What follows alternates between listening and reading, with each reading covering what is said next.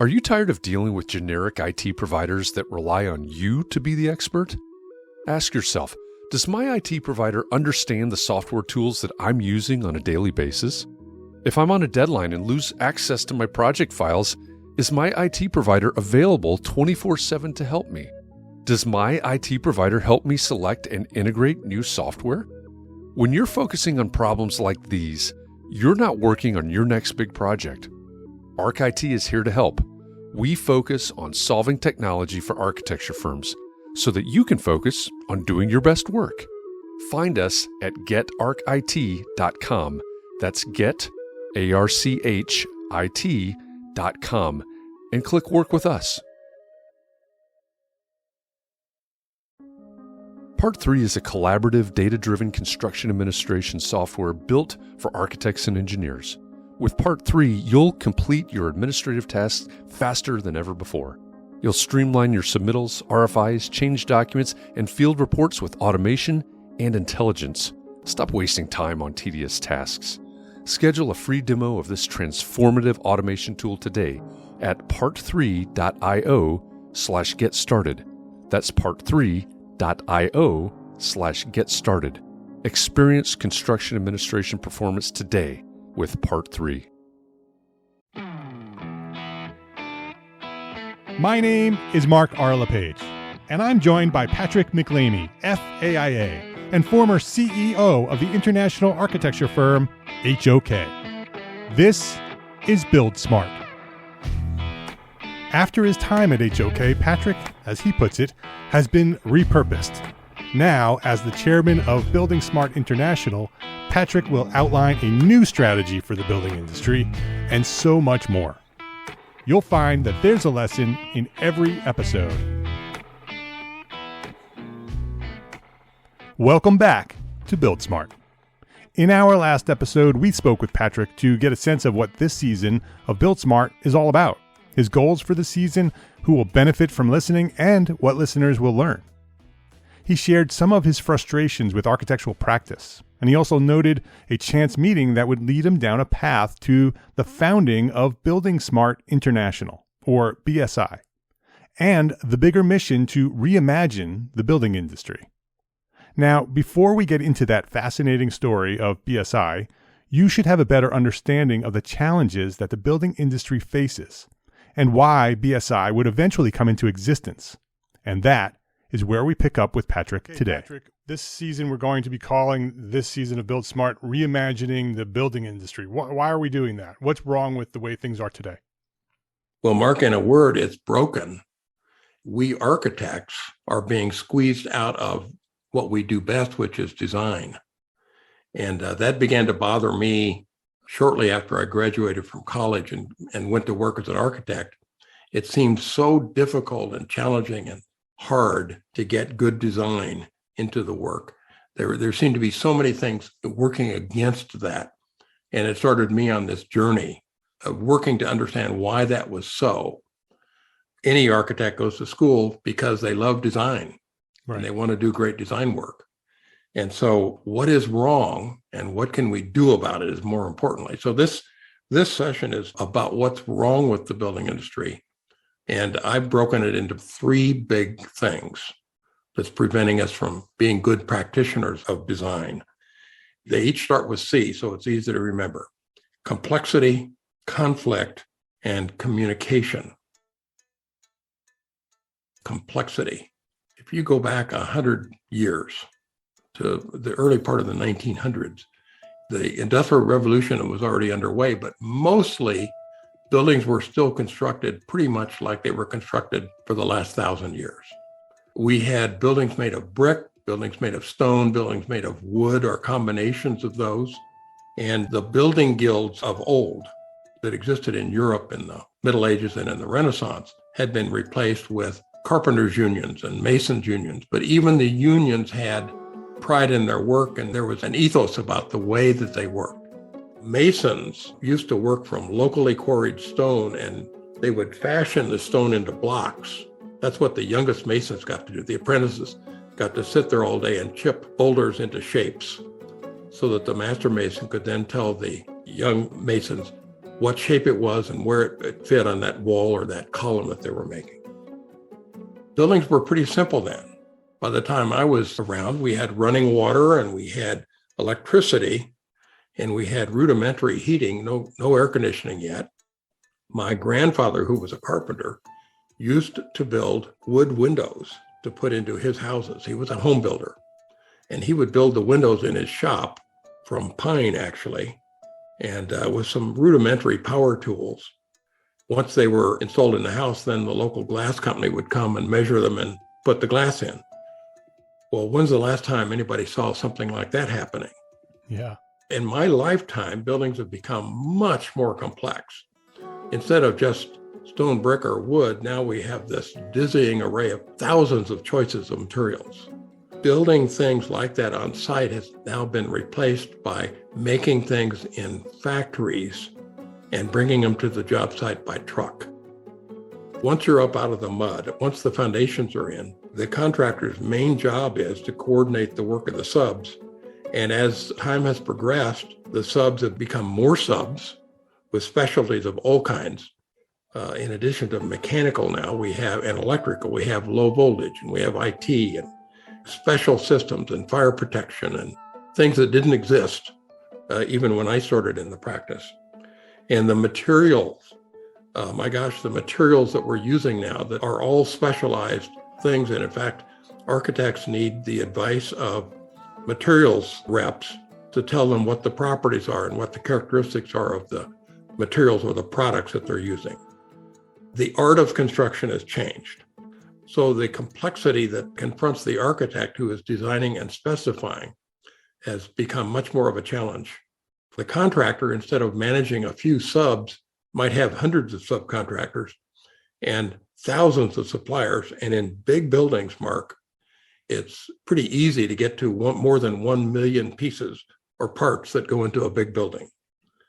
That's not one stone on top of another anymore. That's one big complex assemblage, more like assembling an automobile in an assembly line. Instead, the contractor has got a stationary assembly at the job site. Buildings, Patrick, have also got more precise, and that also adds to the complexity. Because of the science behind building, we have to assemble buildings in a very precise way for them to perform at the levels that they're expected to perform today. Yes, and in fact, I think we all love old buildings, but old buildings were drafty. Yeah. And cold in the winter and damp. The science that we all use these days, and we're grateful for, has allowed our buildings to be much tighter and much more like an automobile than buildings of old. And I want to add one more piece to that complexity puzzle. Again, when I was a young architect 50 plus years ago, we had a building code, and a building code was about two things and two things only.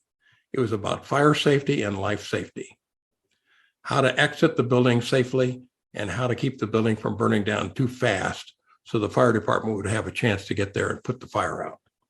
And now, just think about it, Mark. We now have various safety codes. OSHA didn't exist, that governs the work itself at the job site. All kinds of environmental regulations and green regulations. And they're put out and published not just by one governmental agency, but all of them.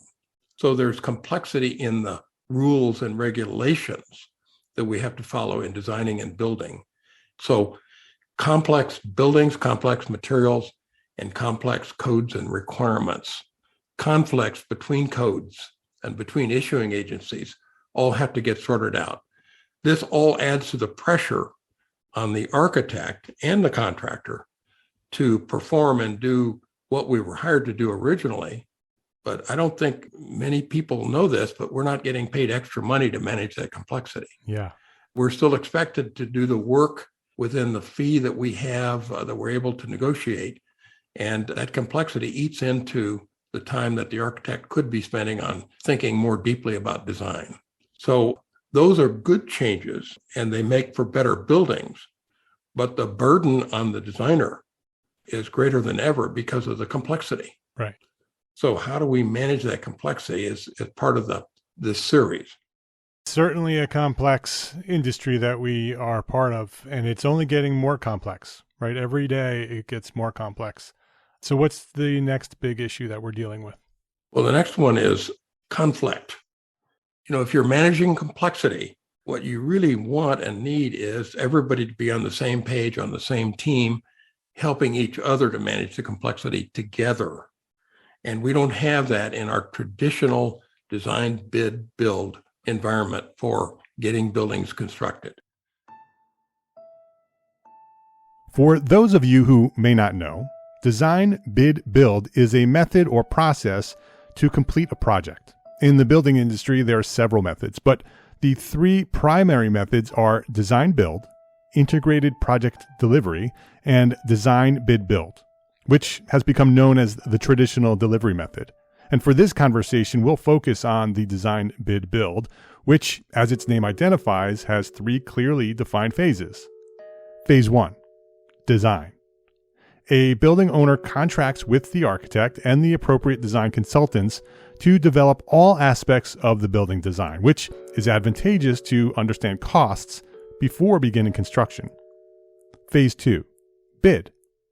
The approved drawings are made available to general contractors who, after consulting with their appropriate subcontractors, will provide a proposal. The intent is to show that they are right for the job, define how they'll execute the work, and the fixed costs to do so. The owner can then select their preferred general contractor, but this is also the opportunity for them to modify the project, put it on hold, or cancel it altogether. Phase 3, build.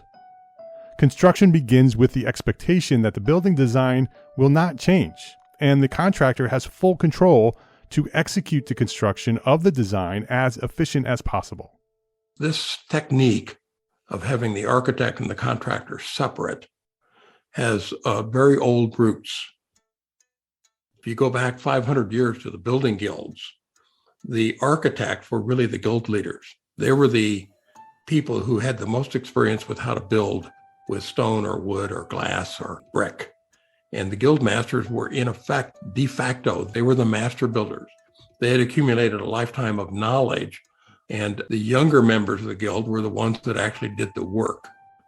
So guild leaders were called master builders. The architecture title came later at about the Renaissance. They began to separate themselves from guilds. That led to a culmination, actually, in the mid-1800s, where the architects began to form themselves into societies. The American Institute of Architects, AIA, was founded by an architect named Thomas Walter. Thomas Walter designed the dome for the U.S. Capitol building, and he did it as part of a design competition authorized by Congress. His was selected, but he didn't have any part in the construction. Congress authorized a general contractor to build the dome. So Thomas Walter and the general contractor eventually joined the AGC, the Association of General Contractors. So we have two entities, the designer and the builder, who should be natural partners and who were, during the guild days, were now formally separated, each with their own society. And as a young architect, I can remember when I started to be bothered by the difficulty of designing, I went to my local AIA meetings and thought maybe I could find some answers there. And what I found was a bunch of architects in the room complaining about contractors, that they didn't care about design, they only cared about price or schedule, or complaining about owners not paying them enough fee to allow the architects to be more thoughtful about design. And so the answers weren't going to be found there. And I dare say, if there are contractors listening, and I hope there are, if you went to your Association of General Contractors meeting, you probably heard something similar complaining about the architects. So why are the architect and the contractor on opposite sides of the fence? Why aren't we on one team? The more I've thought about this, Mark, the more obvious it seems to me that, if you're an owner and you hire an architect and we sign a contract for design with an owner, and then you hire a low bid contractor and you sign a contract with the contractor, you now have two contracts with two different entities who are supposed to collaborate to build one building. Well, what happens is if something goes wrong, pretty soon you have conflict and you have finger pointing. And eventually, if things really get bad, you have insurance companies and lawyers and maybe judges that intervene. And so instead of architects and contractors collaborating to solve problems, we put it in the hands of people who don't design or build anything. Insurance companies and lawyers and judges. Makes no sense.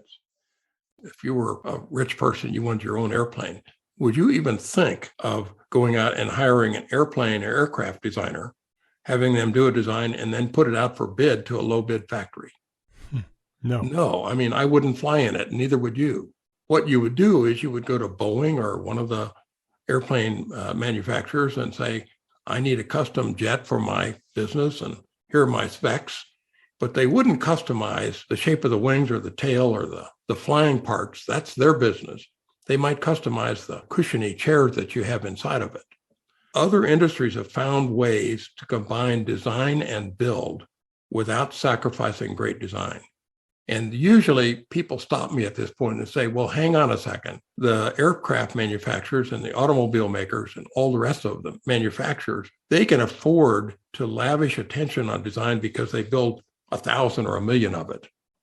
That's true, but aren't they actually just assembling components that are built and supplied by suppliers in the supply chain? Aren't we more alike than not alike? Every building that I know has windows and doors.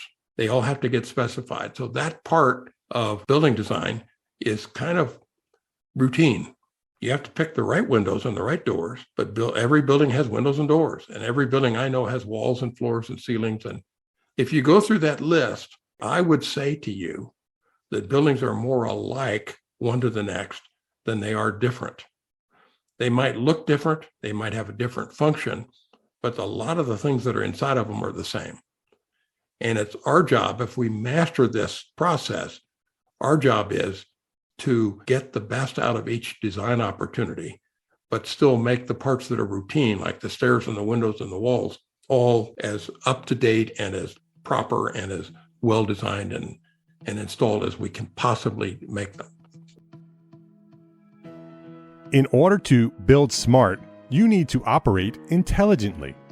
If you feel frustrated wrangling all your spreadsheets to get a clear view of where your projects stand today, or you're tired of staring at poorly designed software that's just slowing you down, Monograph is here to help. Designed by architects for architects, the Monograph platform allows you to track your firm's time, projects, budgets, invoices, and payments all in real time. With their innovative visualization tool, MoneyGant, you can immediately see whether you're under or over budget. Need to easily adjust your team's time week to week? Their tool Resource allows you to reallocate your team's time and track its impact on your remaining budget. Visit monograph.com today to see why hundreds of architecture firms call Monograph a game changer. So we have our problems with complexity of the buildings, right? The buildings are complex, the codes are complex. Then now we have a problem with the system, this design, bid, build, linear system that sort of puts the design team and the building team on opposite sides of the fence, inherently conflicted, constantly in competition with one another rather than collaborating. What's our third big problem in the industry? Communication.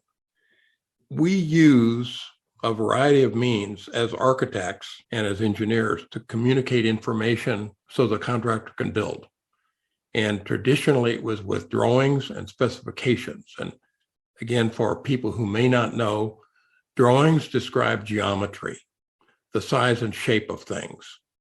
And specifications describe things that are better described by words, such as what color paint am I going to use on the walls in this room?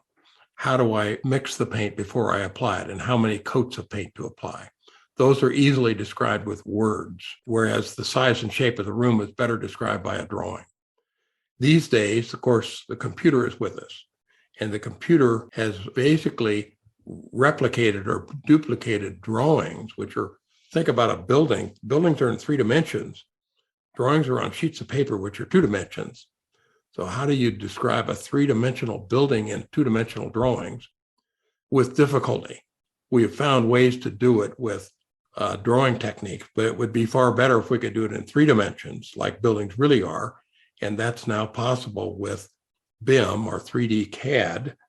We're able to now, with the rise of fast computers and better software, we're able to describe buildings in 3 dimensions.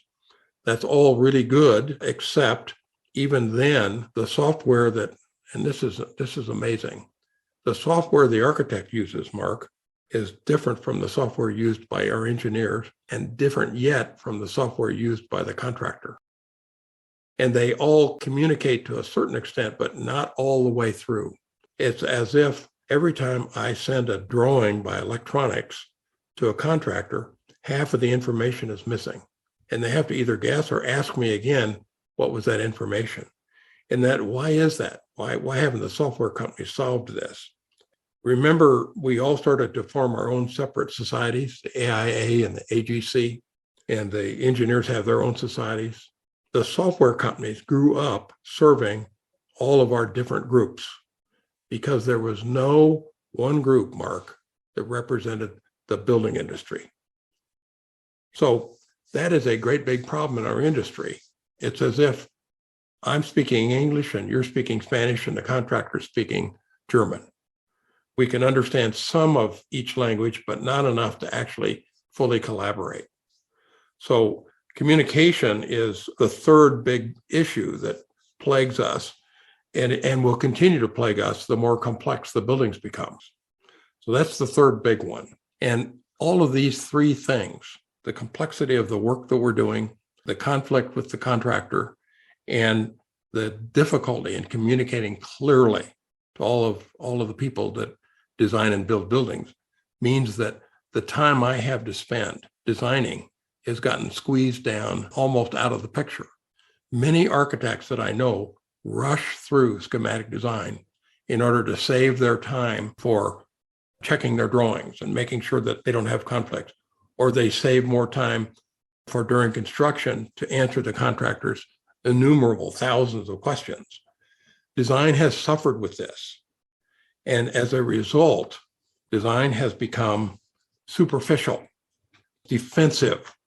Design becomes safe instead of thoughtful. What do I mean, safe?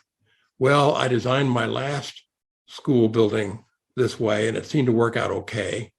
And I'm in a hurry this time because I don't have much fee, and I've got a tough contractor. So I'm going to just more or less follow that same design that I did the last time, maybe change out the colors a little bit. Stylistic. Design becomes stylistic instead of innovative. If you pick up any architecture magazine or go online and read it these days, you will find the latest whiz-bang building designed by some black cape architect, and those are the stars, that has wiggly walls or some special feature that looks cool and that mostly is distinguished because it's different. Is it better? I don't know if it's better, but it's different. And it's like fashions in clothing. They come and they go. So good design, really good, thoughtful design, Mark, I believe, is timeless.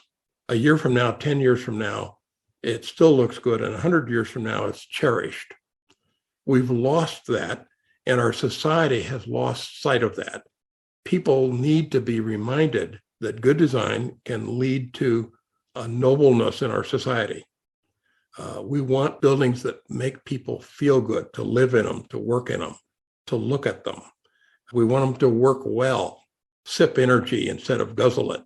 And we want buildings that will not fall apart in 10 years or 20 years. We want better performance from our buildings, just like we want better performance from our automobiles or our computers. And we're not delivering on that. And design, it's not only performance, it's how the building responds to the neighborhood. Does it fit in with the neighborhood? Is it a place where you want to be? Good buildings make me feel good. And we've lost that because we're so distracted by the 3 big C's: complexity, conflict, and communication. Okay, Patrick, you have me very stressed right now. It sounds pretty dire that we have a profession, an industry with these 3 big problems: complexity, conflict, and communication. Now I understand why we're calling this season Reimagining the Building Industry. everywhere we turn, there's an issue that we need to solve. And it all comes down to those 3 C's. Tell me, Patrick, there's got to be a way out of this. Yes, there absolutely is.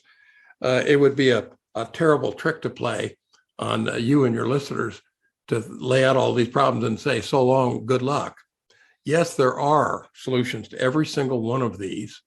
If you stick with me, those will all be revealed. But there is not only a way through this, but there is a way for the building industry and the practice of architecture to be transformed in ways that I couldn't have imagined when I first began to encounter these problems. Yes, there are great solutions out there waiting for us to unpack them and begin to transform the way we work and the way the built environment is going to perform for society in the future. As we reveal the solutions to these problems in the next episodes, super excited about this. What are the lessons that we should take away as we wrap things up here? It's kind of a bitter pill, but there's a silver lining. The 3 big C's, complexity of buildings and complexity of the rules and the regulations and the codes that we have to follow, make it ever more challenging for the designer and the builder to comply. The second lesson is that the conflict that's set up between the design and the build side of building, and you need both, is something that we have to resolve and turn conflict into collaboration. The third one is that the way in which we communicate information between all members of the team, not only the designer to the contractor, but the contractor to the subs and to the supply chain, needs to change, needs to evolve to keep up with the first 2. The complexity can only be resolved with better and better communication. And those are all quite possible, as we'll learn in the coming sessions.